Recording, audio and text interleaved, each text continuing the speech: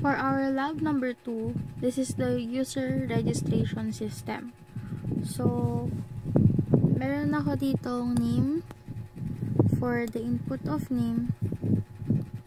Meron ako name for the input of name na nakastring. Then, username for the input of username na nakastring din. And also, naglagay ako dito ng variable na attempts na wala pang nakalagay na value. Kasi yung attempts natin is nakapasok sa loob nitong while loop natin. So, yung while loop natin, ang condition niya is if attempts is less than 3, magtutuloy-tuloy lang siya. So, una, meron dito sa loob ng while loop is yung types na variable. Enter the type of user. So, ang sasagot lang dito is admin or user. If types is in user, admin, admin, user, admin, user, ang ginawa ko dito, kaya inulit-ulit ko siya kasi baka may mag-input ng all caps, capital lahat, or capital yung una, or naka lowercase lahat. So, if meron man dyan yung tamang may sagot niya, then attempts 1, naglagay ako dito ng isa pang variable na magka-count para naman sa loob nitong isa pang while loop na nilagay ko dito sa loob ng while loop ko. So, ito namang isang while loop na to is for the password. Yung una is for the type of user. So, itong while loop natin na pangalawa is for the password. Gumawa ulit ako dito ng panibagong variable for the input of the password. So, ang requirement ng password natin is minimum of 8 characters, includes uppercase, lowercase, and a number. Then, naglagay ulit ako ng isa pang variable for special characters na naka-indicate lahat ng special characters na possible na ilagay ni user. Then, under this while loop, meron tayong condition na if condition, if the length of the password, so dito magsa-start yung checking.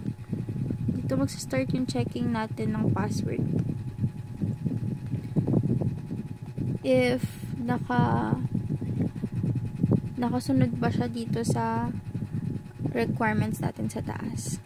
So, una dyan is titignan natin yung minimum of 8 characters. So, if length of the password is less than 8, magpiprint tong text na to, which is password must be at least 8 characters long. So, please try again.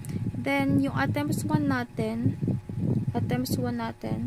is mag-add. So, dahil yung attempts 1 natin dapat is 3 attempts lang yung kaya niya, dito siya mag-add sa loob. Ayan, dito siya mag-add.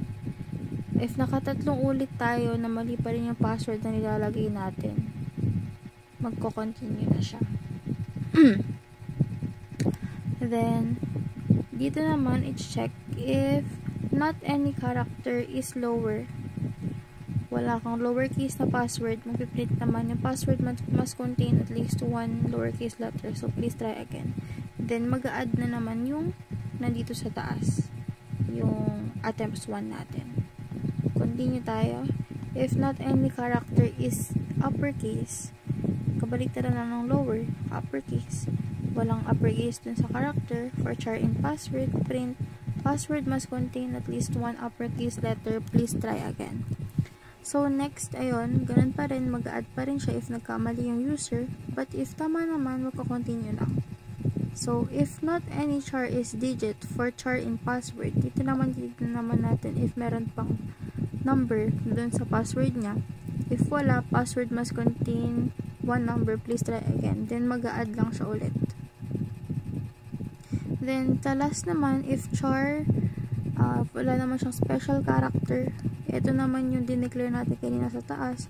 Magpiprint siya ng password must contain at least 1 special character, and then mag-add lang din ulit siya dun sa attempts natin.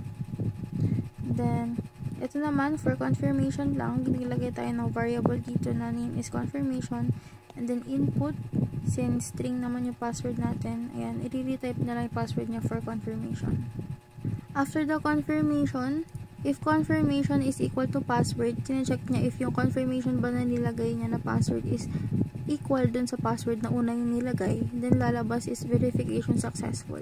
You are now registered, then yung name ng user. Thank you. Else, if hindi naman siya nag-match, hindi match yung confirmation natin sa password natin, lalabas yung password don't match, please try again, and then lalabas ulit, mag-add ulit siya sa attempts natin na 1. Next, attempts 2, bagong variable ulit to. Bale, meron natin attempts 1, attempts 1, and then attempts 2. So, 0 ulit since wala pa naman sa loob, para pa siya dito sa loob ng while loop na to. If attempts 2 is less than 3, pang login naman to. So, ang ginawa ko dito is while loop. Sa loob ng while loop, may while loop ako ulit. And then, sa loob ulit ng while loop, naglagay pa ako ulit ng isa pang while loop. So, balik yung naging format natin. So, while attempts 2 is less than 3, mag-print yung login. User confirm, variable lang ulit para ma-enter username ng password. Password confirm, para pang enter na password ng user. Ito yung mga dineclare natin kanina sa naunang code. So, if user confirm is equals to username, na username na nilagay ni user kanina, and if password confirm is equals to password, mag-welcome siya and magtutuloy siya dun sa login niya. Then, matatapos na yung program. Else, if mali naman yung password, wrong password. Else, if mali yung username, then magta-try again. And then, mag-a-add yung attempts 2 ng 1 dito sa taas. So, if attempts 1 is equal to 3, since nasa loob nga siya ng isa ko pang while loop, mag-print siya ng too many attempts, please try again later. Then, break. Then, else, ito namang else na to is dun sa una nating while loop. Which is, nagtanong siya kanina, diba, if admin ba or user.